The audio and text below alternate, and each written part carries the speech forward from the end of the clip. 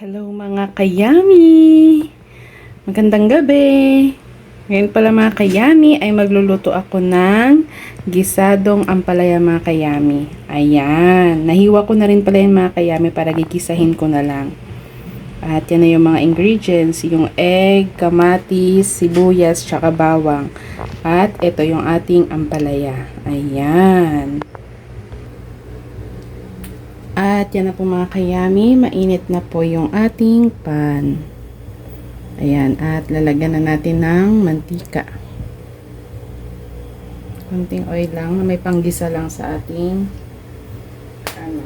mga sa bawang, ganyan, sibuyas at kamatis. Ayan, hintayin ko lang na uminit.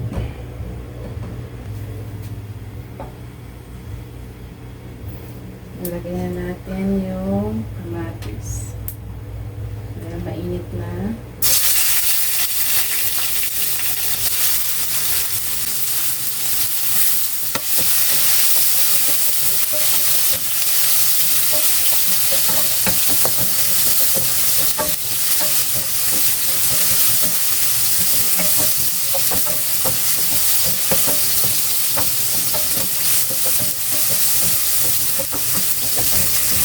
Ayan, at i-mix na natin yung bawang.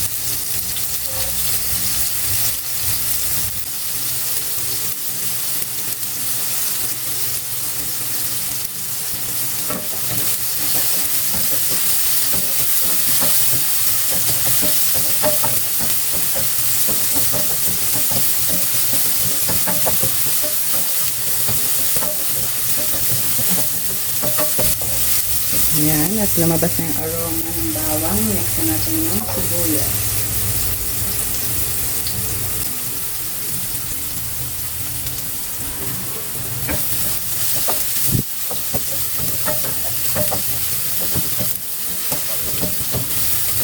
Haluin lang natin hanggang sa mag-caramelize yung linagay nating sibuyas.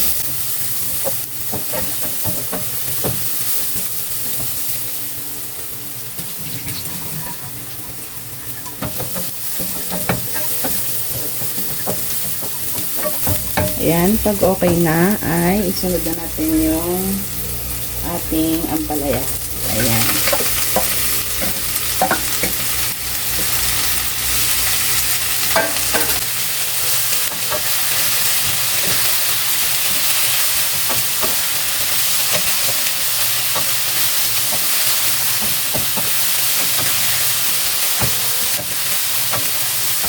Haluin lang natin hanggang sa mag-mix na yung bawang, sibuyas at saka yung kamatis.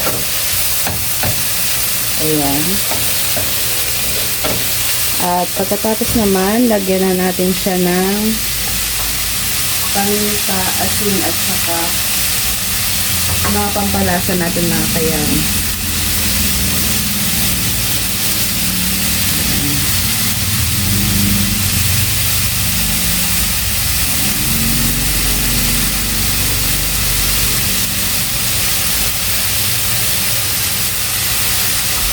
So, lagyan ko lang siya ng konting asin mga kayami dahil yung ating egg ay tinimplahan ko na yun. Para hindi naman sobrang alat. Ayan, at haluin lang natin.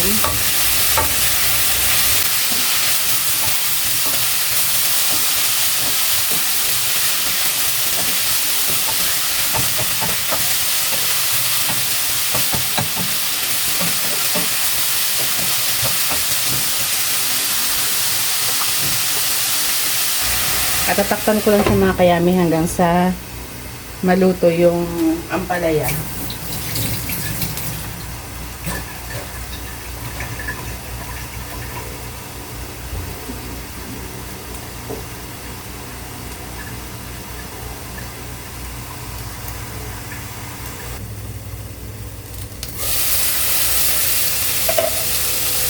At pag ganyan na po siya mga kayami,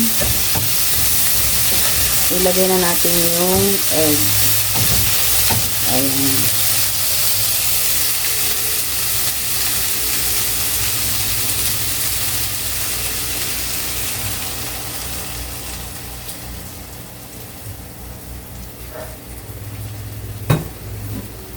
At haluin lang natin hanggang sa ma-coat niya na yung mga ampalaya.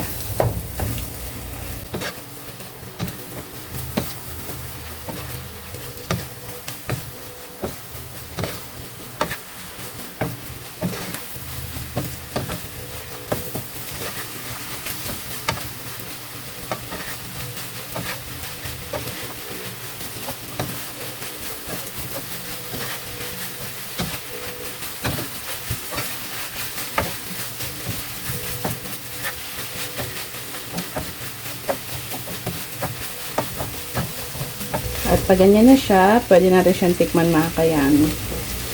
Kung tama na ba yung lasa.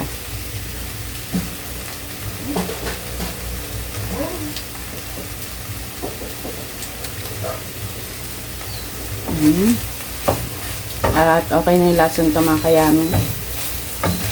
At sakto lang din yung pagkakaluto sa ampalaya. Maano pa siya mga kayami, hindi siya yung sobrang lambot.